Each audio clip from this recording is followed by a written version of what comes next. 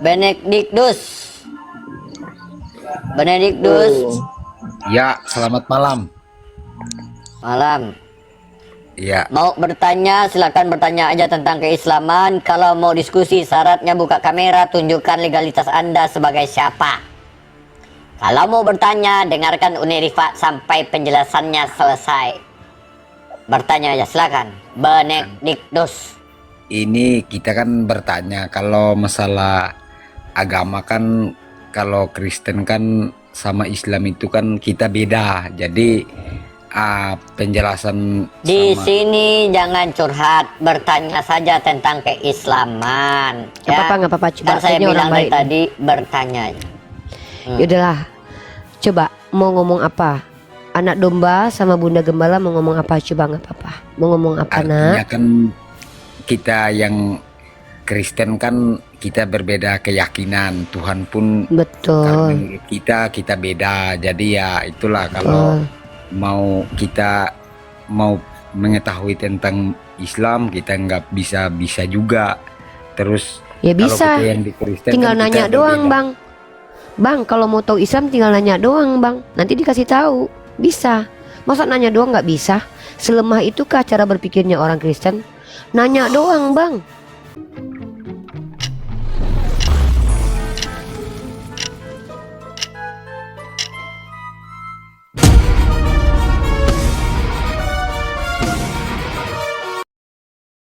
Dikasih Ya. kesempatan nanya malah nggak bisa.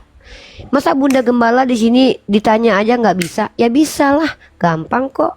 Tinggal nanya, Bang. Di sini abang nanya aja loh, nggak menjelaskan Kristen loh. Silakan bertanya. Tapi tentang agama saya. Oh ya, kalau Di misalnya sini kita edukasi. ya kalau misal di agama Islam Tuhan itu seperti apa? Jadi maksud kita Ini mau bagus kan, tahu. bagus tuh. Ini pinter nih, luar biasa nih. Pertanyaan bagus. Allah Subhanahu wa Ta'ala adalah nama Tuhan kami. Seperti apa bentuk Allah? Tidak sama seperti makhluk, atau disebut dengan laisa kamisli syai', tidak semisal dengan makhluk manapun. Artinya kalau saya bilang seperti ini seperti itu tuh salah, karena tidak sama dengan ciptaannya. Maka Allah dengan bentuknya sendiri. Seperti apa bentuk Allah? Ya seperti bentuk Allah, seperti bentuknya sendiri. Karena tidak ada satupun makhluk yang menyamai bentuk Allah. Dan karena tidak layak satupun makhluk sama bentuknya seperti Allah. Karena Allah adalah Tuhan ya dengan bentuknya sendiri. Seperti itu. Bukan seperti manusia, bukan seperti burung merpati. Karena nggak mungkin Tuhan meniru ciptaannya. Buat apa? Buat apa Tuhan meniru ciptaannya? Dia punya bentuk sendiri. Seperti apa? Saya belum tahu karena saya belum melihat Allah. Kenapa? Di dunia belum layak melihat Allah. Karena cahaya kemuliaan Allah itu tak layak, belum layak dilihat oleh makhluk. Seperti yang kita sekarang ini. Kenapa? Mata kita tak mampu melihat Allah. Karena Allah bukanlah manusia, bukanlah makhluk. Seperti itu. Berarti di aula itu berarti memang tidak pernah ada menunjukkan sesuatu bahwa ini aula atau ini yang ini, itu memang belum pernah ada gitu. Sebenarnya bukan begitu tepatnya. Tepatnya adalah belum ada manusia yang bisa melihat Allah. Itu bukan cuma di Islam. 1 Timotius pasal 6 ayat 16 kan dikatakan tidak ada yang bisa manusia melihat Tuhan. Belum ada manusia yang bisa melihat Tuhan. Jadi belum ada. Jadi kalau kita bicara tentang nabi, nabi itu adalah orang yang diutus Tuhan menceritakan tentang Tuhan, bukan menceritakan bagaimana bentuk Tuhan itu, tapi menceritakan karakter dan sifat Tuhan itu. Kenapa? Belum ada satupun manusia yang diberi kesanggupan melihat Allah. Kan dalam kitab Keluaran itu dikatakan tidak ada yang dapat melihat wajah Tuhan dapat hidup. Karena nggak sanggup. Meledak nanti mata Anda melihat Tuhan. Karena bukan Tuhan yang tidak mampu memperlihatkan dirinya, mata kita yang belum mampu melihat Allah. Karena saking mulianya dan dahsyatnya Allah itu. Tapi nanti ketika Allah mampukan kita, maka kita bisa melihat Allah. Karena begini Mbak, kalau misalnya kalau yang namanya kuasa berbuat sesuatu bisa jadi iblis juga kuasanya hampir seperti Allah. Jadi takutnya kita percaya yang mana yang Allah dan mana yang iblis, itu yang kita takut. Soalnya perbuatan iblis itu dia bisa baik seperti Allah juga. Nah, inilah kenapa kami tidak mungkin menyembah iblis. Di dalam Kristen, iblis itu bisa menyamar jadi Tuhan. Dalam Islam, iblis saja nggak bisa menyamar jadi Nabi Muhammad loh. Apalagi jadi Tuhan. Di Kristen ada ayatnya itu. Nih ya, saya tunjukkan ya.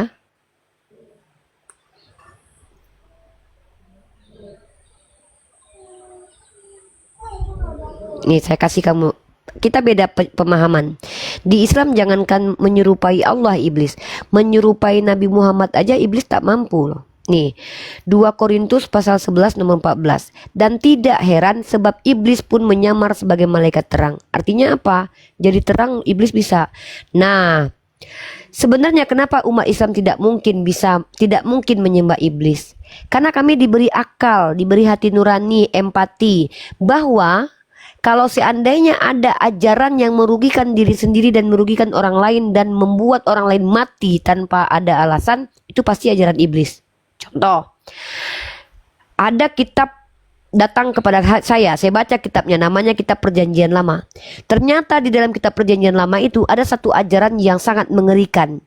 Dalam kitab 2 Samuel pasal 12 nomor 15. Tuhan dalam Perjanjian Lama membunuh anak haramnya Daud demi menyelamatkan Daud yang adalah nenek moyang Tuhan. Dari pandangan saya ini bukan ajaran Tuhan, ini pasti manusia yang sedang memfitnah Tuhan, dan ini adalah ajaran iblis. Jadi kita bisa lihat dari ajarannya. Nah, kalau kalian khawatir yang kami perkenalkan ini adalah iblis, coba tunjukkan mana ajarannya yang ajaran iblis. Kalau saya bisa tunjukkan kalau Kristen ajaran iblis, mana contohnya? Penyalipan itu kan karya iblis. Satu. Kedua, ajaran iblis adalah ajaran yang mengutuk Tuhan. Kalian diajarkan mengutuk Tuhan. Galatia pasal 3:13. Ajaran iblis adalah ajaran yang mengutuk hukum Tuhan. Galatia pasal 3:13. Taurat itu adalah kutukan. Bahkan dalam Filipi dikatakan Taurat adalah skubalon atau kotoran. Ini baru ajaran iblis. Lah, Nabi Muhammad mengajarkan apa di Al-Quran? Taurat itu adalah petunjuk dan cahaya. Tuhan itu satu. Yang iblis itu yang adalah yang mengajarkan Tuhan itu lebih dari satu. Mengajarkan bahwa manusia itu adalah Tuhan. Baru iblis.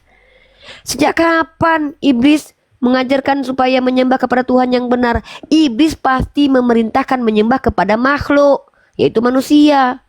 Maka kalau kamu ingin tahu apakah ajaran Kristen dan Islam yang iblis, lihat ajarannya merugikan orang atau tidak.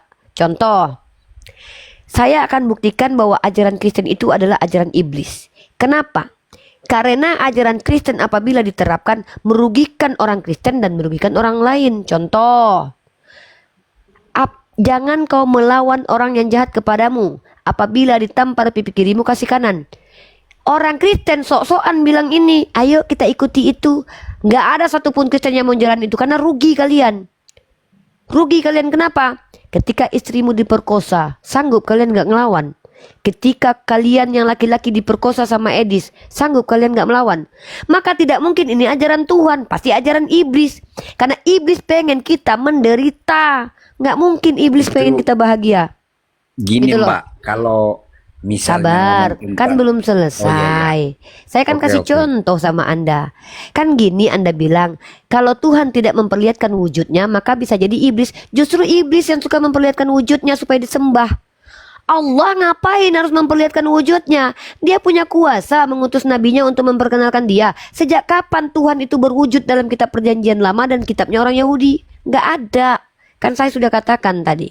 Dalam kitab Keluaran pasal 33 dikatakan, tidak ada yang dapat melihat wajah Tuhan dapat hidup. Tiba-tiba ada di abad kesekian, orang-orang beragama Kristen mengatakan Tuhan berbentuk manusia. Padahal dalam kitab Perjanjian Lama apa? Allah bukanlah manusia. Allah kata kalian. Allah bukanlah manusia sehingga dia berdusta. Tiba-tiba Kristen mengatakan Allah adalah manusia. Berarti yang iblis siapa? Kalian. Karena memfitnah Tuhan. Kurang ajarnya kalian yang memfitnah Tuhan, kalian setarakan Tuhan dengan kalian yang manusia yang banyak kotorannya loh. Kalau kalian mengatakan Tuhan merubah dirinya jadi manusia, sama saja kalian mengatakan Tuhan berubah jadi kotoran. Kenapa? Di lubang hidungmu ada tai, di gigimu ada tai, di kupingmu ada tai, di lambungmu ada tai, di usus besarmu ada tai. Tiba-tiba Tuhan berubah jadi manusia, dipenuhi oleh tai tubuhnya. Makan ikan goreng lagi. Lalu apakah ini yang ajaran Tuhan? Ini yang ajaran iblis. Kenapa? Menyetarakan Tuhan dengan makhluk, seolah-olah Tuhan itu hina, ada tai di dalam badannya. Jahat kalian ini. Kalian telah menyetarakan Tuhan yang mulia itu, mengatakan Tuhan tidak mampu mengampuni dosa kalau nggak jadi orang. Kayak penting kali orang. Penting kalian rupanya. Butuh Tuhan bagi kalian. Seolah-olah kalian ini mau mengatakan bahwa kami ini penting banget loh bagi Tuhan. Saking pentingnya kami, Tuhan rela mati bagi kami. Ini baru ajaran iblis nih. Mengajarkan manusia supaya sombong dan angkuh. Kalau Anda curiga bahwa yang kami perkenalkan adalah Tuhan yang kalian tuduh iblis, buktikan. Tunjukkan satu ajaran Islam yang apabila diterapkan merugikan orang itu dan merugikan orang lain. Seperti saya bisa tunjukkan Kristen banyak merugikan. Gitu caranya. Baru kita bisa ilmiah diskusi. Monggo. Ini ya betul Mbak. Gini Mbak, kalau di Kristen sama Yahudi itu nabinya dari Israel semua, banyak nabi yang turun. Kalau misalnya nabi Bro, turun saya sampai- potong. Bro ini mewakili orang Yahudi. enggak kan, artinya Bro, gini bro kita tahu nggak nabi-nabi di Yahudi itu bukan cuma nabi Israel doang. Bahkan nabi-nabi Israel dikatakan anjing loh dalam Bible loh. Nggak usah Pak. Orang-orang Israel itu adalah orang-orang yang biadab menurut Yesus. Depan kami nggak usah pamer-pamer orang Israel loh. Karena dalam kitab kami orang Yahudi itu terlaknat. Dan dalam kitab Anda dikatakan ular beludak. Jadi nggak usah, sorry ya, maaf ya. Ini lucu, ini ibarat cinta bertepuk sebelah paha nih. Kalian Kristen, Tuhan kalian dibunuh oleh orang Yahudi. Lalu kalian bangga-banggain orang Yahudi depan saya. Bro ini bukan orang Yahudi bro. Lebih baik bro mewakili Kristen aja. Kenapa? Kalau bro datang ke depan orang Yahudi, bro diludahi. Karena orang Yahudi jangankan menerima Tuhan Anda menjadi Tuhan, jadi Mesias aja nggak diterima bro. Dia yang menyalibkan Tuhan bro. Jadi bro nggak usah wakilkan orang Yahudi, wakilkan Kristen aja. Nanti blunder. Ya, betul, Nah sekarang Mbak. saya tanya, Anda tahu tidak di dalam kitab Yahudi itu ada namanya Bileam? Tahu Bileam? Bileam. Dia nabi loh. Dan dia bukan orang Israel bro. Abraham itu nabi loh. Dia bukan orang Israel. Dia nenek moyang orang Israel loh. Dan lagi pula apa hebatnya orang Israel? Hebatnya apa? Anda tahu tidak? Justru di kitab Anda dalam kitab Yesaya, Tuhan itu akan hadir di tengah-tengah Kedar dan Nebayot. Tahu siapa Kedar dan Nebayot? Anak-anaknya Ismail. Nggak usah. Kalau memang Kedar dan Nebayot, kambing dan domba Kedar dan Nebayot akan berhimpun di bait Tuhan, Nabi Israel mana yang diutus ke Kedar dan Nebayot bro? Nggak ada bro. Dan jangan Anda bawa pikiran rasis di sini. Dengan mengatakan nabi-nabi itu hanya datang dari Israel dan diutus untuk Israel, ini Anda mau ngata-ngatain Tuhannya Israel bahwa Tuhannya rasis. Kasihan dong suku Amalek dibunuh Tuhan, tapi Tuhan nggak utus Rasul kepada mereka. Kan kurang ajar banget nih Tuhan. Dia ciptakan manusia bersuku-suku. Dia hancurkan manusia, dia pisahkan manusia dari bahasanya. Kemudian dia pencar-pencarkan manusia. Tiba-tiba dia bunuhi orang yang tidak menyembah kepadanya. Dia nggak ngutus nabi ke suku Amalek. Kurang ajar banget nih Tuhan nih. Emang biadab kalau gitu Tuhan kalian, rasis. Makanya dalam Bamidbar Rabbah 20 orang-orang Yahudi mengatakan, demi keadilan Hashem, Hashem mengutus nabi lain ke bangsa lain. Orang Yahudi itu bukan mengatakan nggak ada nabi di luar Israel, tidak, tapi mereka tidak percaya nabi untuk Israel datang dari luar bangsa Israel. Tapi mereka percaya bani-bani lain juga diutus nabi, tapi dari kalangan mereka sendiri. Anda Kristen, jangan bawa-bawa Yahudi. Kalau Kristen mengatakan bahwa tidak ada nabi di luar Israel, karena kalian Kristen, karena memang kalian nenek moyang Tuhan kalian kan orang Israel, kalian kan wajib meninggi-ninggikan orang Israel. Karena kan nenek moyang Tuhan kalian Israel. Wajarlah kalian rasis. Wong Daud aja yang berzina aja dibebaskan Tuhan kalian kok. Karena dia kan nenek moyang Tuhan kalian. Tapi maaf, pemikiran ini rasis. Ini yang dipakai oleh orang-orang Kristen di abad 11, 12, 13, 14 sampai 16 di Eropa, tepatnya di Jerman. Jerman pada waktu itu punya paradigma rasis di mana mengklaim bahwa mereka makhluk superior gara-gara Tuhan berkulit putih, maka orang kulit hitam dikatakan budak. Ini nih, jangan ikut-ikuti pemikiran begitu, bro. Itu rasis banget loh, pakai-pakai bawa etnis. Nggak ada nabi di luar Israel. Iya, kalian rasis. Apa iya Tuhan kalian rasis? Cuman ngutus nabi ke Israel doang? Kecuali kalian akui Tuhan kalian rasis. Soalnya ya karena nenek moyang Tuhan saya kan Israel. Cuman Israel doang umat pilihan. Lah terus itu bani-bani lain kalian dibunuh Tuhan kalian nggak diutus nabi kepada mereka. Biadab sekali Tuhan kalian kalau begitu. Al-Quran nggak gitu, bro. Nih, Allah tidak menghukum nih. Saya kasih kamu ayat ya. Allah bukan Tuhan yang rasis.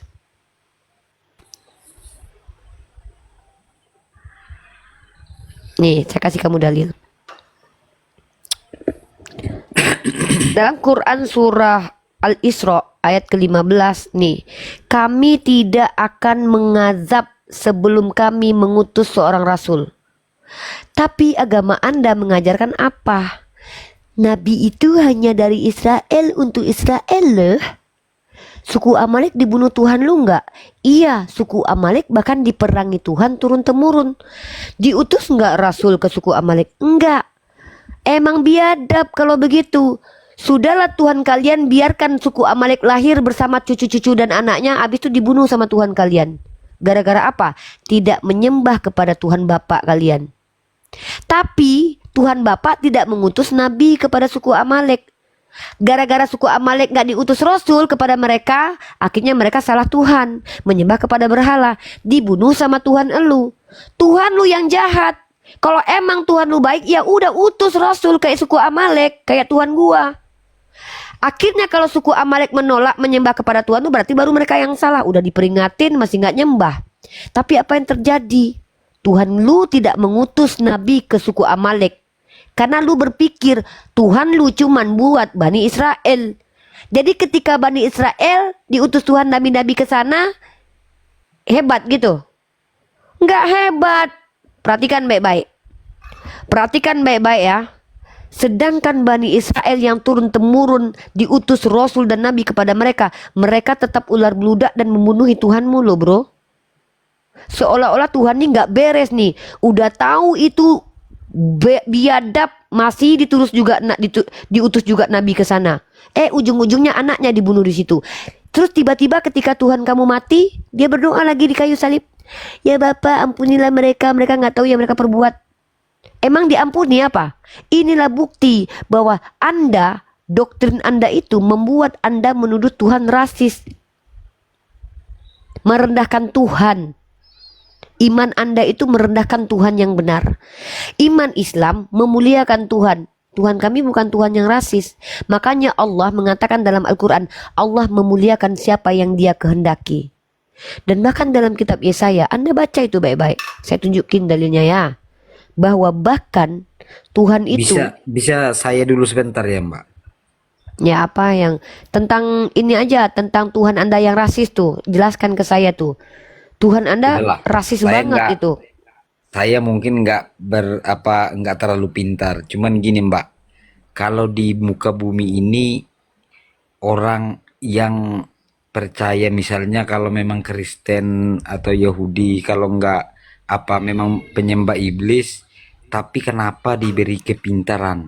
Itu antara Kristen sama Yahudi aja yang pintar di muka bumi ini, yang bisa bikin sesuatu yang artinya bumi ini jadi berkembang. Coba itu Kristen sama Yahudi aja yang pintar. Pertama Anda ditipu. Sejak kapan Kristen pintar? Eropa itu kolab gara-gara beragama Kristen. Gak pernah mandi, berkutu, goblok. Masa gak tahu Eropa pernah zaman kegelapan? Yang mengeluarkan Eropa dari zaman kegelapan adalah agama Islam. Nih, ya. Kok ngaku-ngaku gitu ya? Kristen? Diam dulu bro. Ya, saya di sini edukasi. Ya, jangan ngaku-ngaku bro. Kristen itu goblok rata-rata. Isaac Newton itu bukan Tritunggal. Dia nggak bawa-bawa agama. Emang lu pikir dia nyembah Yesus apa? Bukan. Ya. Nah, memang Yahudi saya akui pintar. Saking pintarnya Yahudi dia nggak mau menyembah Tuhan berbentuk manusia. Saya akui. Tapi kalau Kristen enggak. Jangan ngeklaim lah. Emang lu pikir Einstein itu Kristen apa? Ya. Ini kamu lihat nih dari National Geography nih, bagaimana peradaban Muslim mengeluarkan Eropa, Kristen nih Eropa nih dari zaman kegelapan. Emang pernah itu kegelapan zamannya orang Islam? Nggak ada, ya. Yang punya kegelapan itu cuma orang Kristen. Nih bahkan diakui oleh seorang ahli dari Inggris bernama Admiral of Bath, ya. Nih kamu lihat nih Admiral of Bath bilang apa? Nih, ilmuwan pertama Inggris, Admiral of Bath, menjelaskan apa yang dia pelajari dari para master Arabnya, bukan para master Yahudinya. Master Arabnya dengan kata-kata berikut, dari para ahli Arab saya telah belajar satu hal, dipimpin oleh akal, sementara Anda tertangkap oleh citra otoritas, dipimpin oleh helter tali kekang lain. Ini doktrin. Jadi ini nih, sejak kapan Kristen pintar? Kristen ini pintar ngibul, iya saya akui memang. Mengaku agama kasih tapi paling bejat sepanjang sejarah, yang membunuhi banyak orang Kristen, kata Juan Cole begitu. Inkuisisi Kristen, perbudakan perempuan juga Kristen, perburuan penyihir Kristen, zaman pembunuhan kucing hitam Kristen. Kok ngaku-ngaku pintar Kristen? Madohe turun dulu, nih ganggu biasanya, kalau nggak diam ya. Soalnya gue lagi lagi menginjili nih. Oh enggak, soalnya ini berisik nih si Madohe nih. Bentar dulu. Nah, lu bilang apa? Hanya orang Kristen yang pintar. Kau pikir Al-Khawarizmi itu orang Kristen? Kau pikir Ibnu Sina itu Kristen? Kau pikir si Averroes Ibnu Rus itu Kristen? Kok nggak tahu diri kali si Kristen-Kristen ya? Saya bingung dengan kalian Kristen-Kristen. Kalian ini orang-orang yang bahkan angka matematika aja kalian nggak tahu, ngaku pula pintar. 1+1+1 aja 1 sama kalian. Kok tiba-tiba ngaku-ngaku pinter? NPD banget. Nah, dan ingat ya, kepintaran bukan menjadi asbab orang itu dimuliakan Tuhan loh. Kenapa? Justru Yahudi itu gara-gara dia pintar, dia tidak menyembah kepada Tuhan yang benar. Kenapa? Mereka menolak Mesias yang diberikan kepada mereka. Saya akui Yahudi pintar, tapi yang saya acungi jempol dari Yahudi adalah saking pintarnya mereka, Tuhanmu jangankan diterima jadi Tuhan loh, jadi Mesias aja ditolak loh. Mana mau mereka menyembah Tuhan berdubur, mana mau mereka menyembah Tuhan berbulu, mana mau mereka menyembah Tuhan berkulit. Saking pintarnya Yahudi. Lah tiba-tiba kamu menyatakan dirimu pintar, Tuhanmu berbulu, Tuhanmu berdubur, 1+1+1 1. Kok pintar? Dari mana kepintaran kamu nih? Nggak usah bawa-bawa orang lain deh. Saya tanya sama kamu, IQ-mu berapa bang? IQ itu nggak bisa menjadi patokan untuk salah satu orang. Waduh, Tapi giliran ditanya IQ nggak bisa menjadi patokan. Rata-rata Siapa satu orang Kristen pintar gara-gara baca Bible? Siapa? Kalau Ibnu Sina dia baca Al-Quran jadi pintar. Kalau orang Kristen tunjukkan satu orang Kristen yang pintar gara-gara baca Bible. Kristen memang pintar. Pintar jual bokep, pintar bikin bokep, pintar jual narkoba, pintar jual senjata. Saya akui itu data itu. Pintar membunuhi orang, pintar ngibulin orang, pintar mengumpulkan persepuluhan. Sebutkan satu orang Kristen cerdas yang ketika kecerdasannya itu gara-gara baca Bible. Coba tunjukin satu orang aja namanya. Matius, Markus, Lukas. Bodoh kata Yesus. Jangankan orang Kristen bro. Gitu nggak pintar juga Pak. Benar bro, bentar. Jangankan orang Kristen pengikut Paulus, murid-murid Yesus saja kata Yesus bodoh, dungu. Nih saya kasih datanya ya. Saya ini kalau bicara tuh pakai data. Datanya nggak pas semua Mbak. Oh kitabnya nggak pas ini. Kitab Lukas loh, saya mau kasih data loh. Itu Mbak ambil comot ayat yang itu aja. Kalau di kitab kita itu dia nyambung sampai apanya nyambung? Luka nih nih. Adam. Ya udah. Apanya nyambung? Nyambungkan. Nyambung apa? Jadi bukan dari satu apa nyambung titik sampai di Adam? Sudah dipercayai nggak bisa. Ini ngomong apa sih ini orang pinter? Inilah kecerdasan orang Kristen nih, omongannya aja belibet. Nih baca nih. Nih. Iya, ya. Mbaknya ngambil Lukas, tapi itu ayat-ayatnya itu disandingkan di bab Apa ayat-ayat sih ini? lain, nggak bisa satu ayat kayak Ini gini. kamu enggak, ini kamu bantah aja ini. Kamu ngaku Kristen pintar. Lalu ia berkata kepada mereka, "Hai kamu orang bodoh. Jangankan kamu Kristen yang pengikut Paulus, Salah. murid-murid Mbak, Yesus ini aja orang jelaskan goblok yang- kok. Nih Makanya Mbak idiot kalau juga nih. jelaskan yang Hai kitab kamu orang Kristen nggak bodoh." cocok.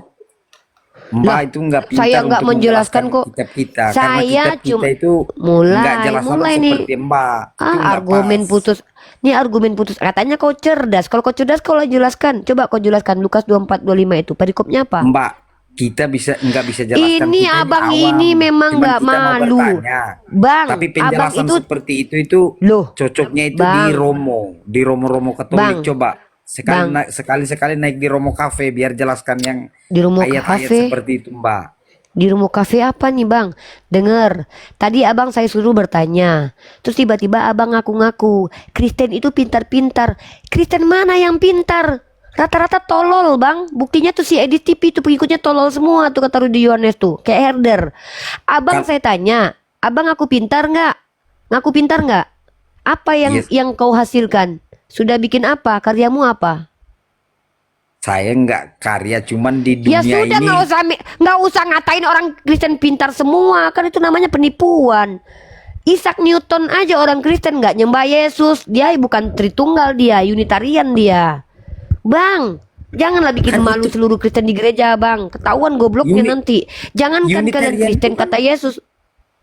Apa Unitarian Unitarian? itu Kristen, Unitarian itu itu Kristen. iya tapi ya, Unitarian tidak menyembah Yesus. Nah ini nih Kristen pinter nih. Pokoknya kalau penyembah Yesus goblok jadinya. Betul Eropa tuh nyembah Yesus tuh. Eropa menyembah Yesus brutal, berak aja di mana-mana. Nggak tahu kisah Eropa, boker di mana-mana, tai bercampur dengan badan. Belajar sejarah, Eropa itu kolab gara-gara goblok. Percaya perburuan penyihir, perempuan dibakarin hidup-hidup. Tuh korbannya Hipatia sama Galileo. Galileo itu bawa teori heliosentris bertentangan dengan gereja. Anda bilang Kristen pintar. Apanya yang pintar? Pintar ngibul iya. Pintar buat bokep iya. Pintar nonton bokep iya. Pintar narkoba iya. Pintar jual senjata iya. Pintar prostitusi iya. Pintar berkumpul kebo di mana domba iya. Pintar mabok kemarin tuh sama Tante Mika tuh kita liatin 3 orang oten. Pintar iya. Pinter apa? Kalau bahkan lu tahu nggak salah satu uskup yang dapat piala Nobel?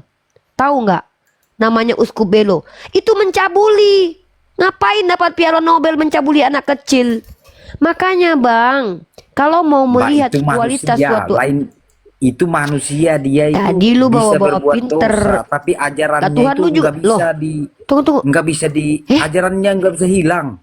Itu ajaran di Apanya Kristen ini? itu nggak seperti itu. Kalau memang dia uskup pun Ajaran dia yang berbuat mana dosa bisa.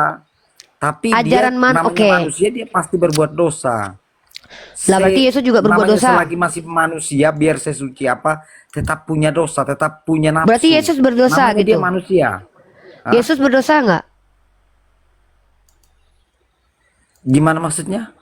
Yesus berdosa nggak? Kalau penjelasan Yesus itu tidak bisa hanya sebatas manusia. Dia itu manusia 100%, 100% Tuhan, 100% manusia. Jadi kalau Ya, berarti bukan itu manusia lah dia, Tuhan kemanusiaan.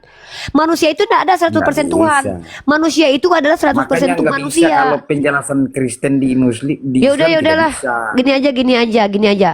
Kamu pengikut Yesus, betul? Iya, pengikut Oke, setia. kamu percaya sama Bible ini? Percaya. Oke, kalau gitu kamu ikuti ajaran. Saya mau tanya nih sama kamu nih, gimana cara memahami ini nih? Lukas pasal 14 nomor 26, kata Yesus begini, "Jikalau seorang datang kepadaku dan dia tidak membenci bapaknya, ibunya, istrinya, anaknya, saudaranya, laki-laki atau perempuan, bahkan nyawanya sendiri, ia tidak dapat menjadi muridku." Pertanyaan saya, bagaimana caranya supaya jadi pengikut Yesus menurut ayat ini? Apa yang harus kamu lakukan menurut ayat ini loh? Gimana maksudnya itu? Coba baca ulang. Jikalau seseorang datang kepadaku dan dia tidak membenci bapaknya, ibunya, istrinya, anak-anaknya, saudaranya, laki-laki, perempuan, bahkan nyawanya sendiri, ia tidak dapat menjadi muridku. Bagaimana cara menjadi pengikut Yesus menurut ayat ini? Caranya apa? Katanya pinter, masa nggak ngerti?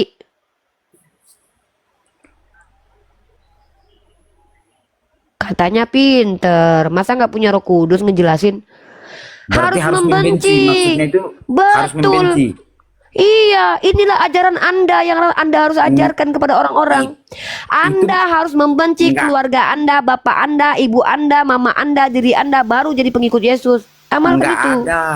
Itu enggak ada, mungkin di apa ditulis sembarangan, itu enggak ada seperti itu. berarti udah ulang lagi deh. Punya Bible nggak di rumah? Punya Bible nggak di rumah? Baca nih Lukas 14. Coba buka Bible sendiri di rumah. Punya Bible sendiri nggak, Bang? Jangan keraskan Punya, hati punya. Abang. Ya udah buka aplikasi Bible sekarang. Bang, jangan mengeraskan hati Abang, Bang. Abang udah pinter tadi tuh. Abang tahu kalau ingin jadi pengikut Yesus benci dulu keluarga. Ya nggak mungkin ini ajaran orang, Bang. Ini pasti ajaran iblis. Nggak mungkin ajaran Yesus. Yesus tuh orang baik. Masa suruh benci keluarga? Makanya saya Ya, nggak nanti mau jadi coba Kristen. saya baca semua ayatnya, itu Bagus. harus saya jelaskan lagi. Soalnya nggak Boleh. mungkin kalau Makanya. disuruh membenci kayak gitu. Tuhan Ya buktinya itu, begitu Yesus itu tertulis. nggak bisa. Ya, nanti Makanya baca saya dulu. nggak mau percaya. Nah ini baru satu. Ada lagi nih saya tunjukin. Nih ya, saya tunjukin nih. Tuhan Bapa pernah membunuh bayi Tuhan, nenek moyang Tuhan anak. Tahu nggak ayatnya itu? Oh jangan itu deh. Oke lah, di pertanyaan baru aja. Ah ini aja deh. Pertama itu ya. Ah, saya kasih surprise lagi deh buat abang. Catat bang. Biar abang pelajari, nanti kita diskusi ya. Catat dulu. Gitu bang. Kita rendahkan hati untuk belajar biar kita tahu kita ini benar atau tidak. Jangan mau dengerin pendapat pendeta aja. Pendeta itu banyak bohongnya bang, demi perpuluhan nih. Kalau kita nggak percaya pendeta, kita Katolik. Ya udah. Ya oh Katolik, ya udah baca kalau gitu ini nih. Coba abang baca ini. Coba. Kristus Bang, telah baca. menebus kita. Kristus telah menebus kita dari kutuk hukum Taurat dengan jalan menjadi kutuk. Karena kita, sebab ada tertulis, terkutuklah orang yang digantung pada kayu salib. Nah, siapa yang digantung pada kayu salib yang terkutuk bang? Kalau itu Mbak, kalau itu penjelasannya, dia itu kaitan perjanjian lama sama perjanjian baru. Jadi itu terkutuk, itu di hukum Taurat. Jadi kalau Iya. penjelasan itu kita memang Terus, nggak pas Mbak. Yang Cuman mati kalau di tiang salib siapa bang? Nabi itu Muhammad kan, atau Yesus? oh nggak bisa. Kalau penjelasan seperti ini saya kurang. Cuman kalau di Romo yang Ya udah bang jelasin deh. itu nggak bisa Mbak. Menurut Romo gimana? Coba gini aja deh, saya titip sama Romo abang ya. Coba Ya. abang kasih ayat Lukas pasal 14 nomor 26 tadi kepada Romo. Romo, Oke. Unirifa bertanya, bagaimana caranya jadi pengikut Yesus menurut ayat ini? Satu. Yang kedua, Galatia pasal 3 ayat 13. Romo, Unirifa bertanya, siapakah yang terkutuk di tiang salib ini? Dua itu aja Oke, pertanyaan oke. saya. Besok abang sini lagi. Oke, sekarang abang nanya Oke. tentang Islam Kita deh. kan manusia, kita kan awam, jadi nggak terlalu penjelasan itu Mantap. nggak terlalu. Tuh keren. Catat ayat-ayatnya. Bang, saya Oke, sebutkan oke. ayatnya ya. Yang tadi Ya. Lukas pasal 14 nomor 26. Ya. Oke, Yang satu oke, lagi oke. Galatia pasal 3 nomor 13. Oke. Karena Oke. abang sudah menunjukkan bahwa abang memang ya tidak terlalu memiliki pemahaman tentang Bible, abang nanya Islam aja. Silakan. Kalau saya nanya Islam, artinya saya memang untuk keislaman saya kurang paham. Jadi kalau saya Makanya nanya nanya di sini. kan gini Mbak, yang tadi dari awal saya nanya kan, kalau Tuhan tidak menunjukkan sesuatu, tiba-tiba kita harus ikut yang kebaikan-kebaikan, atau yang tadi yang bilang enggak di jalan iblis gini-gini, itu kita nggak yakin, karena iblis juga kebaikannya seperti Allah, dia sama seperti Mana ada? Allah. Sejak kapan Bisa, kebaikan Mbak. iblis sama seperti Allah? Mana dalilnya itu? Mirip iya sama Tuhan Anda, tapi bukan berarti kebaikannya seperti Allah. Sejak kapan? Gini loh bro, ya kalau Anda itu orang berpikir, punya akal, Tuhan itu tidak mungkin sengaja membuat Anda tersesat. Kecuali Anda yang meminta, Anda yang memilih sesat. Dalam Islam, Allah tidak akan mengizinkan orang sesat kecuali dia fasik dulu. Nah, sebagai bentuk kasih sayang Tuhan, Tuhan kasih kita akal dan hati nurani. Maka supaya kita bisa bedakan mana baik, mana benar, mana salah, maka kita lihat ajarannya. Contoh, bagaimana mungkin iblis, taruhlah Anda kan misal nih Anda percaya yang datang kepada Nabi Muhammad itu iblis, ya. Coba, mungkin gak iblis mengajarkan untuk berbagi hartamu, bersedekah? Mungkin gak iblis mengajarkan untuk mengingat Tuhan dengan merendahkan diri di hadapan Tuhan seperti Yesus yang bersujud? Mungkin gak iblis mengajarkan supaya kita menahan hawa nafsu dengan puasa? Mungkin gak iblis suruh mengasihi istrimu, mengasihi anakmu? Hebat banget iblis. Iya Nah, betul Mbak. lagi pula, Itu gini Mbak, gini. Kita berarti iblis kayak gitu. Gini Mbak, kita berbagi sedekah terhadap yang miskin itu belum tentu sempurna Mbak. Artinya Itu kalau kita kualitas membagi, sedekah bro, bukan ajarannya. Gimana sih? Itu Ya. Anda sedang bicara tentang kualitas sedekah. Itu nggak ada kaitannya dengan ajaran iblis atau tidak. Yang saya Kadang- maksud adalah, bentar dulu, nih Anda nih, Ya. cara berpikirnya nih saya korek dulu nih ya. Sorry nih, harus saya korek kepalanya nih ya. ya korek aja Mbak. Tahu nggak? Anda itu kan punya akal, ya nggak?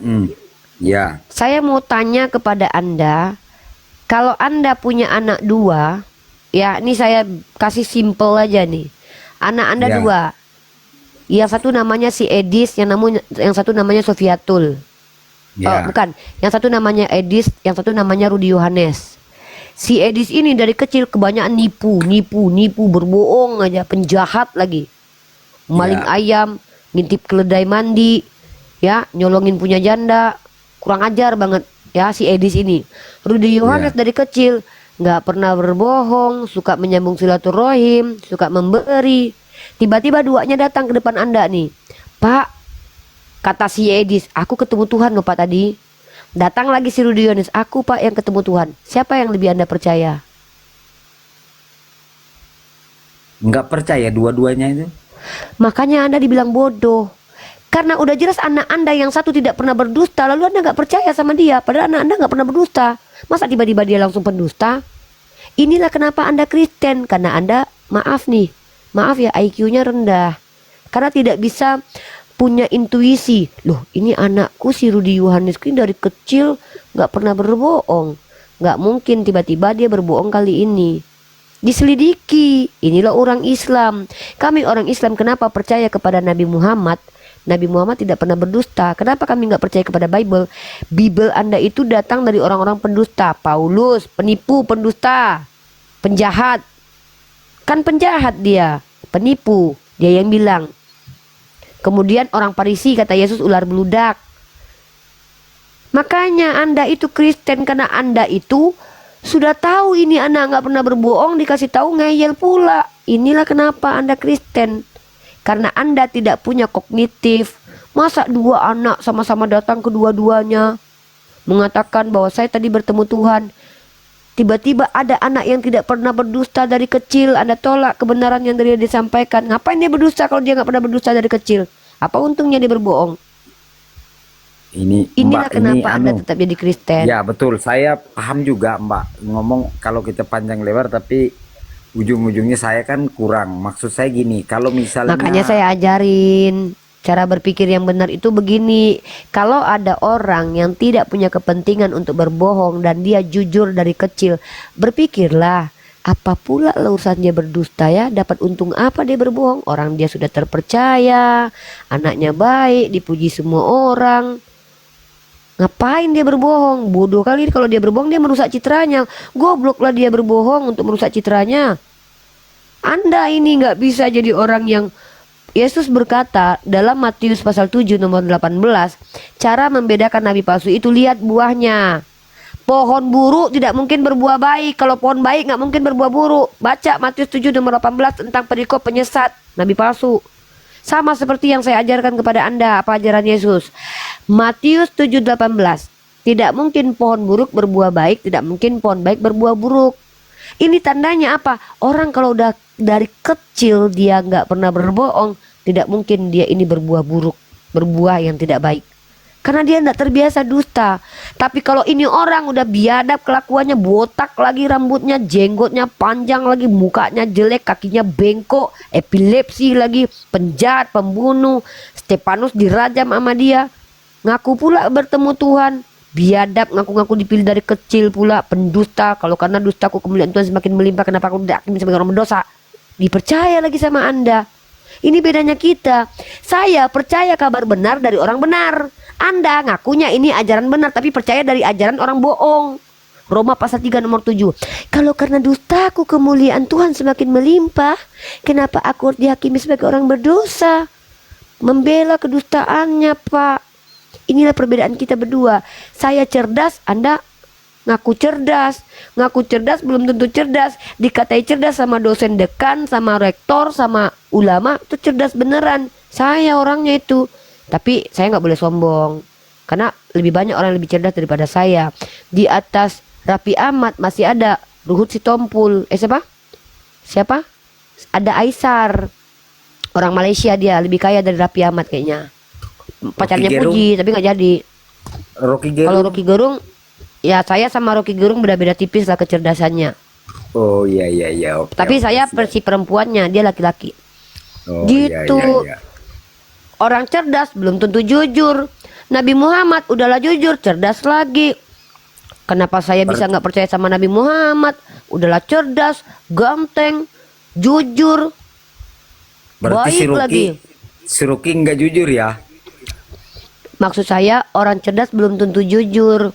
Jadi parameter Ya. benar itu bukan karena dia cerdas, tapi karena dia jujur. Kayak Nabi aku, udahlah jujur, ganteng. Allahumma sholli ala Sayyidina Muhammad. Pak, kalau bukan karena Nabi saya, ya, mohon maaf nih Pak ya. Ya. Orang Kristen udah mati Pak, dibunuh-bunuhin Pak. Nabi saya yang mengajarkan kepada kami. Barang siapa yang tidak berlaku adil kepada kaum kafir, kayak Bapak nih nggak memerangi kami nih. Apa kata Nabi kami memperingatkan kami? Aku akan berperkara dengannya. Ajaran iblis ini. Ajaran iblis ini kayak gini.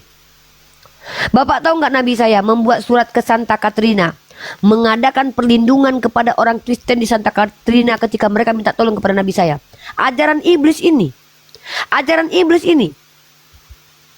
Waktu Nabi saya bikin surat perjanjian Hudaibiyah, akan melindungi orang-orang kafir dengan hanya membayar jizyah yang lebih kecil daripada pajak-pajak orang Kristen Eropa.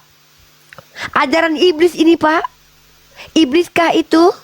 Baik banget iblis Pak buat kemaslahatan umat. Kebalik-balik Bapak ini. Bapak tahu Katolik? Katolik itu punya masa lalu kelam. Inkuisisi 500 tahun Katolik.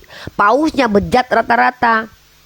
Paus Urbanus kedua yang menghimbau orang Eropa menyerang orang-orang Islam dan Yahudi sampai mati dibunuhi di Yerusalem itu. Namanya perang apa Pak? Bukan perang Ka'bah, namanya perang salib. Bukan Protestan, Katolik. Orang Katolik juga yang membuat doktrin Dum Diversas dan doktrin Inter Caetera melalui Paus Alexander. Paus Alfonso kelima mengeluarkan doktrin Dum Diversas. Paus Alexander keenam mengeluarkan doktrin Inter Caetera. Apa doktrinnya bunyinya? Seluruh daerah yang tidak dihuni Kristen boleh dieksploitasi dan boleh dijajah. Yang orang-orang barbar boleh dimusnahkan, kalau nggak diinjili, diasimilasi paksa. Makanya Paus kemarin tahun 2022, Bapak kalau minta datanya saya tampilkan semua datanya ini. Saya ini pembaca literasi Pak. Tahun 2022 Paus yang mati kemarin itu, yang belum diganti ini, minta maaf ke Kanada gara-gara diasimilasi paksa. Orang Katolik tuh kelakuannya bejat dulu Pak. Makanya sekarang orang Katolik nggak berani macam-macam. Kenapa? Malu sama masa lalunya. Jadi masa orang Katolik yang biadab ajarannya dikatakan ajaran Tuhan, giliran Nabi Muhammad ajarannya memperbaiki peradaban dikatakan ajaran iblis. Ada lagu buat Bapak. Bapak tabola balik Bapak ini loh. Oh iyalah. Nabi Muhammad mengajarkan apa coba? Mukmin yang baik, yang adalah mukmin yang bisa menyelamatkan tetangganya dari kejahatan lisan dan tangannya. Di Lukas 14:26, kalau jadi pengikut Yesus benci dulu keluarga. Maka ini yang ajaran Tuhan, ajaran membenci ajaran Tuhan, ajaran kebaikan kepada tetangga ajaran iblis. Bapak sungguhlah tak bola balik. Sadarlah Pak, saya nggak benci Bapak. Saya ini nggak benci Kristen. Kalau betul-betul Kristen ikuti ajarannya, ya silahkan. Sanggup Bapak tapi Bapak baca 1 Petrus pasal kedua nomor 18, ajaran perbudakan. Apa kata 1 Petrus pasal kedua nomor 18? Hamba-hamba, tunduklah kepada majikanmu yang bukan hanya baik tapi juga bengis. Tuh, diajarkan tutorial jadi budak. Nabi saya malah memerintahkan untuk memerdekakan budak. Aduh, kitab Bapak mengajarkan bagaimana cara jadi budak yang asik. Sabar, tenang kau. Di tuswol depan belakang diam kau. Walaupun majikan kau bengis, jangan kau melawan. Aduh, ajaran merugikan diri sendiri dibilang ajaran Tuhan. Ajaran menguntungkan masyarakat dikatakan ajaran iblis. Ingatlah Pak Benediktus, tidak mungkin Tuhan ajarkan kebencian. Bapak, saya memang lucu orangnya Pak. Biar asik Iya, aja sama. diskusi kita. Saya gitu. juga dengar Mbak dari tadi lucu. Iya, maksud saya mana mungkin Pak ajaran membuat kebencian dikatakan ajaran Tuhan, ajaran Nabi Muhammad yang melindungi Bapak, orang Kristen yang baik nggak mengganggu kami. Barang Tapi siapa? gini Mbak, kalau gitu gini, kita Apa? di sana coba saya mau tanya yang yang tentang Islam ya. Inilah Yang- dari tadi. Minum air kencing unta itu gimana itu? Mantap. Karena Bapak bertanya, saya pakai dalil biar Bapak tahu Iya. sebenarnya Oke. bagaimana yang terjadi ini ya. Ya, Nih. Bapak beruntung malam ini berjumpa Bunda Gembala semanis saya loh. Tidak Oke, ada ya, Bunda siap. Gembala di alam semesta ini yang manisnya seperti saya Pak. Cuman saya. Mahasiswi ya, lagi betul, Pak. Mbak. Ini hadis sahih ya Pak. Hadis ini adalah ajaran pengetahuan dari Nabi kami. Oke? Iya. Nah, beberapa orang dari Urainah, bukan orang Arab ya Pak, bukan orang Islam ya Pak, karena Islam belum ini tidak disebutkan bahwa ini orang Islam. Orang Urainah, diduga ini orang Ukraina ya, datang ke Madinah. Namun mereka tidak tahan dengan iklim Madinah hingga mereka pun sakit. Beliau lalu memerintahkan mereka untuk mendatangi unta dan meminum air seni dan susunya. Maka mereka pun berangkat menuju kandang unta. Nah, ketika telah sembuh, nah ini dia Pak. Jadi Nabi saya itu memberikan saran untuk berobat kepada orang kafir. Kenapa orang kafir nggak masalah minum kencing unta? Karena kami orang Islam. Kalau orang kafir jangankan kencing unta, Bapak minum kencing sendiri juga nggak dilarang sama Yesus. Makanya Rasulullah suruh ada obat nih, campur aja susu unta sama kencing unta sedikit. Tapi akhirnya kan sembuh Pak orang itu. Nih sembuh Pak. Nah sembuh. Berarti Jadi bukan sekarang masih kami. sembuh. Maksudnya orangnya udah Sekarang- mati lah Pak. Orangnya kan udah mati. Kok masih sembuh Enggak. orangnya, gimana sih Pak? Maksudnya kalau sekarang kita sakit seperti itu, misalnya sakit seperti itu, kalau kita minum sembuh. Ya Bapak cobalah, saya belum pernah sakit kayak gitu, saya belum pernah nyoba. Lagian Pak, saya ngapain minum kencing unta, kan udah ada tolak angin. Cerdas lah Pak. Itu kan dulu Jadi- Rasulullah kan belum ada tolak angin. Waktu Rasulullah hidup kan belum ada tolak angin, belum ada balsem, belum ada belum ada. Kalau ada tolak angin ya insya Allah mungkin Rasulullah ajarkan minum tolak angin waktu itu. Tapi kan belum ada tolak angin waktu itu, yang adanya cuma kencing onta gitu loh Pak. Kalau sekarang ngapain minum kencing onta Pak? Tolak angin udah ada, jahe udah ada. Mending saya minum susu jahe Pak. Gitu. Oh, berarti Jadi nggak- Islam itu sekarang nggak usah ya. bukan nggak usah buat apa. Tapi Lagian itu kan ada orang yang Ukraina yang disuruh. Kan itu yang- orang Ukraina yang disuruh, bukan orang Islam. Enggak, maksudnya yang baru-baru di apa TV itu kan ditayangkan di sana yang pas lagi minum gitu.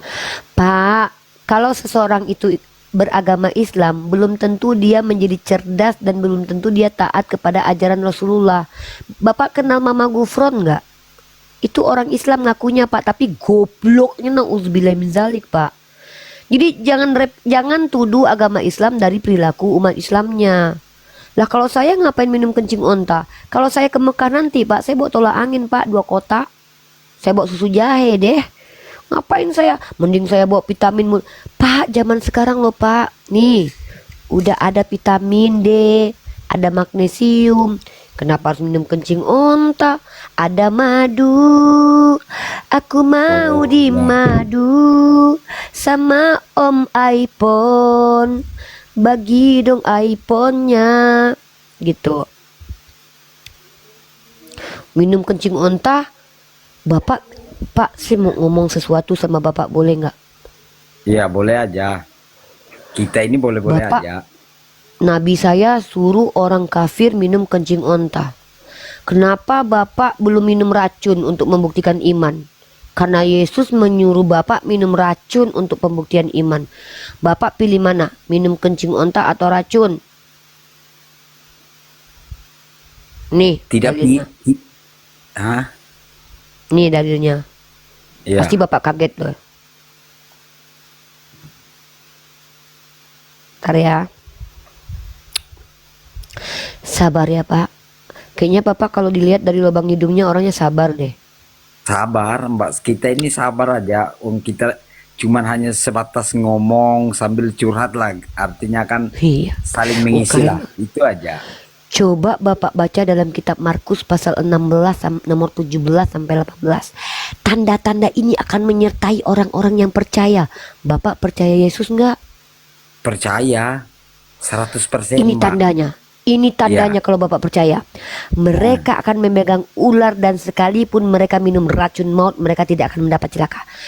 Bapak berani nggak minum racun maut depan saya sekarang juga? Itu, Mbak, kita tidak bisa mencobai Tuhan seperti itu. Tapi kalau memang mendesak entah atau Pak, bagaimana, itu Saya kan nggak suruh Bapak cobai Yesus. Saya mau mencobai Bapak. Emang Bapak Tuhan? Yang dicobai itu Bapak bukan Tuhan. Gimana sih Pak? Kan Bapak yang dia mau dicobai keimanannya di sini. Kok bilang Yesus pula yang diuji? Pak, tolong Bapak pegang ular kobra Pak. Bisa nggak? terus Coba. Nying. Saya mau lihat keimanan Bapak. Kalau Bapak mati berarti Bapak bohong. Atau Bapak minum racun. Nah, inilah ajaran yang tidak masuk akal. Di dalam Islam, Nabi saya menyuruh minum campur kencing dengan air susu onta. Itu untuk pengobatan bikin orang sembuh. Ah, Tuhan Bapak suruh mati minum racun. Nah, mana yang masuk akal ajarannya itu? Masa Bapak bilang itu ajarannya ajaran Tuhan? Apa macam? Mbak ini lucu juga sekalinya. Emang saya memang saya bukan cuman lucu Pak, saya juga manis, cerdas, body model, sawo matang, rajin nabung, disukai banyak oten. Makanya oten banyak suka Pak sama saya Pak, karena saya memang manisnya tuh unlimited gitu loh. Iya, Gimana? iya, betul. Gimana Pak, agama Bapak kayak gitu ajarannya dari tadi tuh aneh-aneh semua isi ayatnya. Suruh minum racun lah, suruh benci keluarga lah, Tuhannya dikutuk lah. Itu kan artinya di tempat kami ya mungkin seperti itu. Tapi kalau ajarannya tidak ada seperti itu. Cuman ya mbaknya berpikir seperti itu ya silakan aja. Hah? Kan itu ajaran Pak tadi yang saya kasih tahu, gimana sih Pak? Itu ada penjelasannya. Cuman kalau kita yang Capek Pak awam saya Pak tidak sama bisa Bapak ngobrol. menjelaskan. Udah Bapak sama asisten pribadi saya aja lah Pak. Capek Pak saya, udah berbuih lidah saya Pak. Dari tadi ngomong Bapak ternyata nggak masuk-masuk. Bapak, saya lebih baik masuk angin Pak daripada masuk Kristen Pak. Bapak ngomong sama si Tante Mie Kocok aja lah. Nah Mie Kocok, lu aja deh. Bapak ini nggak mau dikasih tahu dari tadi di bandel. Dah, Terus maunya saya gimana mbak? ini Bapak pintar lah. Ya Pak, terus saya mau telepon dulu Pak. Ini Pak, bos saya lagi telepon Pak. Gajian nih Pak, bentar lagi. Langsung Mie Kocok. Oke, ya. Di dalam di dalam Bible Bapak Benediktus ada tertulis Matius 7 nomor 21. Bukan setiap yang berseru kepadaku Tuhan, Tuhan akan masuk ke dalam kerajaan surga, melainkan yang melakukan kehendak Bapa. Pada hari akhir, banyak yang bernubuat memakai namaku, bermukjizat memakai namaku, mengusir setan memakai namaku. Pada saat itulah aku berkata kepada mereka, enyahlah kalian sekaligus pembuat kejahatan. Coba Bapak terangkan di Matius 7 nomor 21, bagaimana Tuhan yang Bapak panggil ini Tuhan mengatakan kepada kalian, yang memanggil aku Tuhan tidak masuk ke dalam kerajaan surga. Begitu. Oh, oke. Itu nanti saya tidak bisa menjawab karena saya awam. Jadi saya nanti menjawab nanti suatu saat, nanti saya tanya dulu sama romo-romo saya dulu. Gitu ya, Pak. Oke, sekarang kita tes ini Bapak aja. Kita pemahaman, kita main pikiran aja. Menurut Bapak, Tuhan Bapak berapa? Satu. Ya. Ya. Yang mana yang satu itu? Siapa namanya? Yang Allah yang Maha Kuasa itu. Bukan Yesus. Yesus itu manusianya. Dia. Jadi kalau misalnya mau penjelasan, kalau satu itu, kalau kita sebut lagi Yesus itu yang menjadi manusia, namanya Yesus. Nah, berarti Tuhan Bapa menjelma menjadi manusia. Ya, betul. Oke. Ketika menjadi manusia dibunuh oleh manusia. Ya, betul. Berarti manusia lebih hebat daripada Tuhan. Kan dia menjadi manusia, artinya yang dagingnya itu seperti kita, Bang. Sama kita seperti dia. Dia bisa buang air, dia bisa kencing, dia bisa makan, dia lapar, dia bisa semua seperti kita, Mas. Oke. Apa perbedaan Bapak dengan Yesus? Pak Benediktus ini perbedaan Bapak dengan Yesus apa? Kan tadi saya bilang sama-sama tidak ada perbedaan, kan sama-sama manusia. Rohnya di dalam tubuh Yesus roh Tuhan atau roh manusia? Ya roh Tuhan.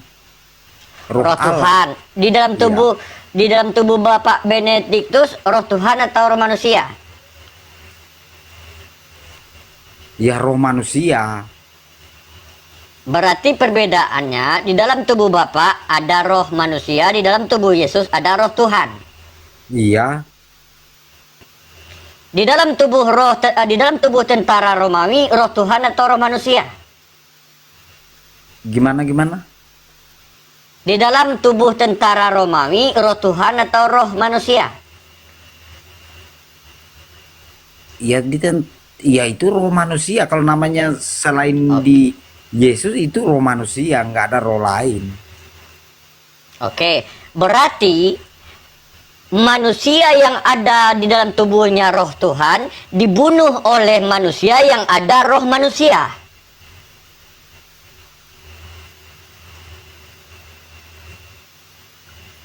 Gimana sih maksudnya ini? Di dalam tubuh Yesus ada roh Tuhan. Iya. Di dalam tubuh tentara Romawi ada roh manusia. Iya. Yesus yang dalam tubuhnya roh Tuhan dibunuh oleh tentara Romawi yang di dalam tubuhnya roh manusia.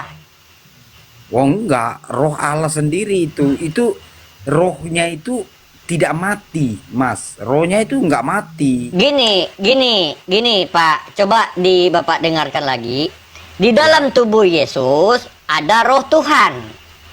Di dalam tubuh tentara Romawi ada roh manusia. Yesus di dalam tubuhnya roh Tuhan ini dibunuh oleh tentara Romawi yang di dalam tubuhnya roh manusia.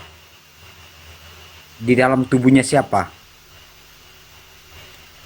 Di dalam tubuh Yesus kan roh Tuhan. Ya, itu aja, nggak ada lain. Roh manusianya Ya. nggak ada. Nggak ada roh manusia. Di dalam tubuh tentara Romawi, roh Tuhan atau roh manusia? Ya roh manusia seperti kita. Kita Oke, punya roh yang semua, membunuh ya. Yesus, roh manusia atau roh Tuhan?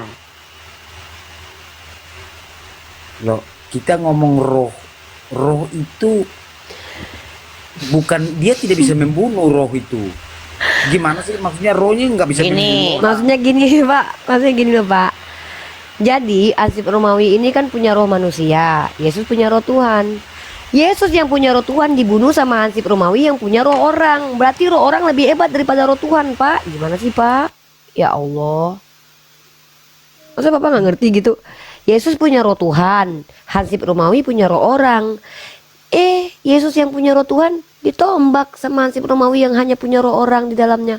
Berarti manusia yang punya roh manusia lebih hebat daripada Tuhan yang punya roh Tuhan. Masa kayak gitu Tuhan Bapak lemah banget. Lah, kan itu kan dagingnya yang mati. Maksudnya itu kan saya Oke, bunuh saya yang sampean, masuk. sampean mati. Saya masuk. Tapi rohnya itu nggak bisa mati. Rohnya Nah, kembali. saya tanya sama Bapak. Ya, Pak, saya tanya, Yesus punya roh orang nggak? Yesus itu rohnya Allah sendiri yang ada di dalam. Enggak, dia punya Nggak ada roh orang nggak di dalam? Nggak ada roh orang. Kalau Nggak begitu ada. kenapa dia bisa bicara waktu gini? Eli, Eli lama sabaktani. Bapakku, Eli, Eli kenapa kau tinggalkan aku? Hayo lo Pak, roh siapa itu Pak yang berdoa itu kepada roh Bapak itu? Waduh Bapak nih, parah nih. Nih, saya tunjukin dalilnya nih. Aduh Bapak nggak tahu kalau Oh, nggak ada. bisa. Kalau penjelasan seperti itu nggak bisa, nggak masuk. Nggak bisa nih. Eli lama nih. Ntar ya. Allahku kenapa kau tinggalkan aku? Itu roh Allah lagi bicara kepada Allah gitu. Roh Allah yang dalam diri Yesus lagi mengatakan kepada roh di atas bahwa Allahku mengapa kau tinggalkan aku? Itu. Kan itu penjelasannya itu kalau hanya sebatas membunuh. Kalau mau penjelasan hanya sebatas membunuh itu nggak masuk. Kalau misalnya dari Gini, saya gini. kasih Bapak data Gini. nih. penjelasannya nggak masuk.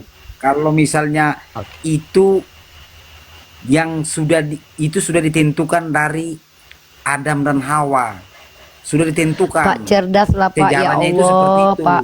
Nggak bisa Bener kita mau akut doktrin ngomong Bapak. tentang Pak, kematiannya itu aja, itu nggak bisa. Dia tadi itu Tante Mika itu mengajak Bapak berpikir bahwa bagaimana mungkin manusia yang punya roh manusia bisa membunuh Tuhan yang punya roh Tuhan. Itu tidak masuk akal. Seolah-olah Tuhan Bapak yang punya roh Tuhan itu lemah tak berdaya, mati ditombak sama manusia yang punya roh manusia. Kan dalam diri Yesus sudah ada roh Tuhan. ya Bisa kalah melawan manusia yang punya roh manusia doang gitu loh. Itu kan menunjukkan Memang kelemahan Tuhan Bapak. Itu pertama. harus Itu seperti pertama. itu. Betul. Maksudnya harus itu Tuhan sudah janjikan harus seperti itu, baru baru di mana itu? manusia itu Di mana mengenal dijanjikan adanya Tuhan? Coba di Maksudnya mana itu- Tuhan berjanji kalau dia akan mati mengenaskan di tombak ansip Romawi itu di mana? Gini Mbak, kalau saya mau menjelaskan itu saya nggak cukup. Tapi Ya itu udah Bapak jangan paksakan diri. Pak, Bapak tahu nggak kenapa Bapak jadi Kristen, tahu nggak? Alasannya tahu nggak?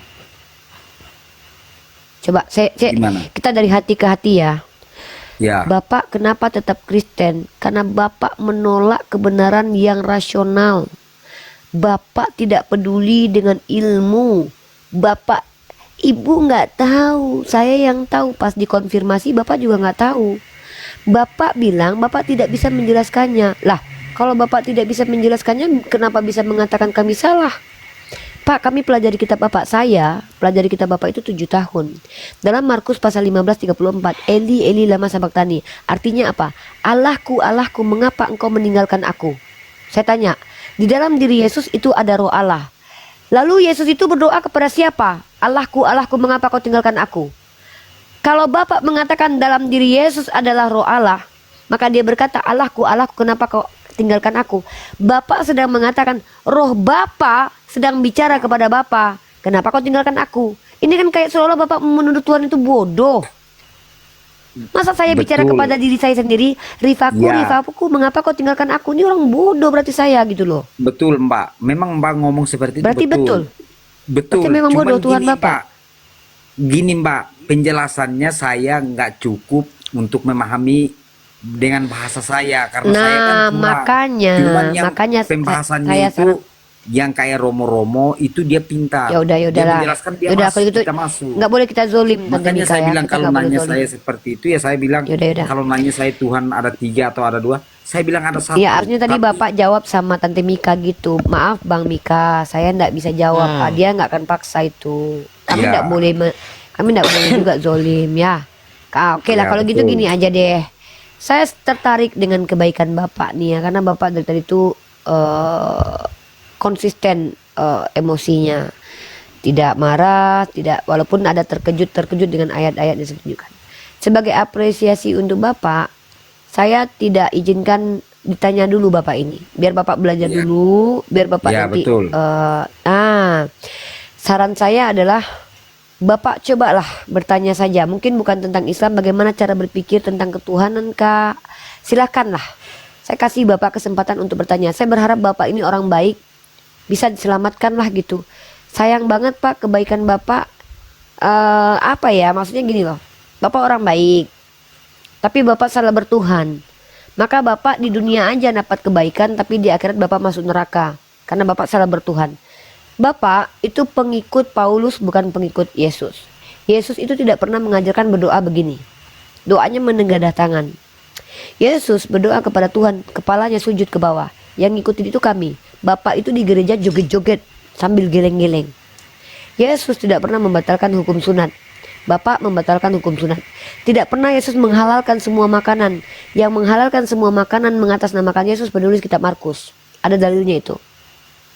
Jadi Kristen, Katolik, dan Protestan itu pada dasarnya itu tidak pernah mengikuti Yesus tapi mengikuti Paulus. Mana buktinya? Kalau memang Bapak betul-betul pengikut Yesus, sebutkan satu saja ajaran gereja yang diajarkan oleh Yesus.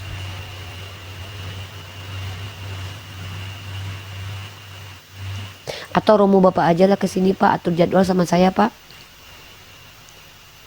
kalau seperti ini kan nggak mungkin kecuali apa namanya Romo itu kan nggak bisa kita sembarang suruh. Mungkin suatu saat Romo yang naik atau mbaknya Boleh, yang boleh. mampir ke Rom mungkin bisa. Boleh lah, Jadi baiklah kalau gitu. kalau kayak Insya Allah kayak ya kita yang Pak, awam ini doakan kan ya.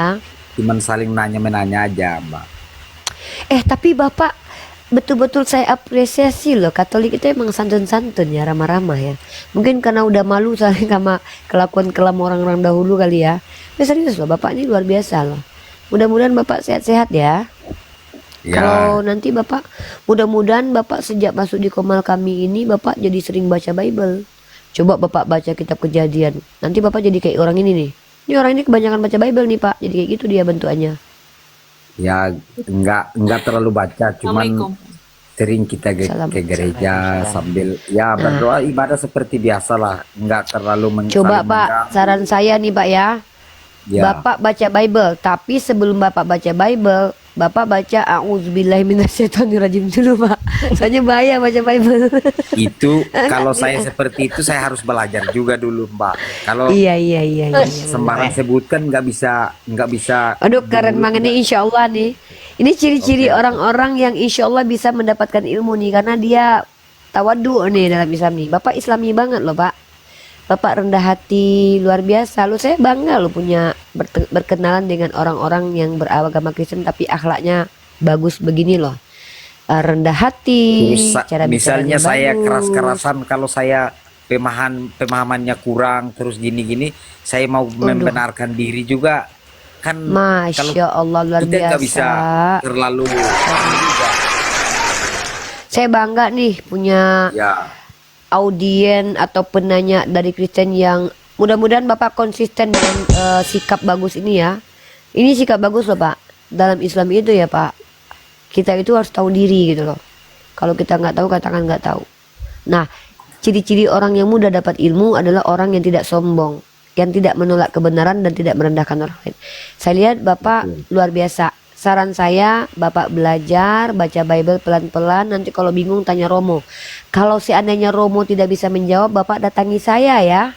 Insya Allah saya Oke, bisa siap. jawab. Karena saya udah 7 tahun belajar Bible Bapak itu. Ya, Saya belajar betul. bahasa Ibrani juga. Saya baca konteksnya juga gitu loh. Oke, ya siap. Terima kasih. Iya. Oke, aku izin follow Pak Benedictus ya. Aku Izin juga follow ya Pak. Oke, terima kasih. Buat teman-teman jangan lupa di follow Pak Benedictusnya. Ya, terima Semoga kasih. Bapak sehat kalau selalu mau tetap di sini keluarganya di boleh sana. ya. Bapak kalau mau Ya, tetap di ya. sini boleh, mau turun juga boleh, silakan. Bapak mau di sini santai. Mau turun nanti kami tunggu lagi kedatangannya di sini. Tapi Bapak jangan Oke, tutup siap. diri Bapak dari kebenaran Pak ya. Pak, kalau di dunia menderita Pak masih mending Pak, tidak kekal penderitaannya. Tapi menderita di hari akhir Pak kekal, rugi Pak. Iya. Ya rugi. Kalau Karena kita oh iya, menolak satu lagi. kebenaran masuk Kalau neraka, ya. Kalau di Katolik itu semua agama melakukan hal baik, nggak mengenal itu semua bisa masuk surga. Jadi kan artinya kalau kita hidup di muka bumi ini membuat kebaikan terus tidak Itu membuat namanya kejahatan, tahu nggak Pak itu- apa? Itu namanya adalah soteriologi universalis dan itu baru-baru ini Pak, bukan dari dulu. Soteriologi universalis itu namanya itu. Oh ya itu saya nggak tahu, cuman ya seperti itu Saya tahu katanya. itu. Jadi kan ya ikutin apa yang kita jalankan, hidup dengan baik, Nah, aman, berarti Bapak jujur. bukan pengikut Yesus, berarti Bapak pengikut pendeta dan Romo. Harusnya Bapak ikut Yesus. Yesus kan, Kan Yesus- Tuhan Bapak. Oh iya iya ya, oke lah saya mungkin turun dulu, nanti yang lain mungkin mau naik kan saling sharing-sharing lah gitu ya Mbak. Ya, saya ada waktu sekitar 25 menit lagi nanti di overhandle sama Miko Cok. Ya, Oke Pak Mbak, Benedictus, siap. terima kasih.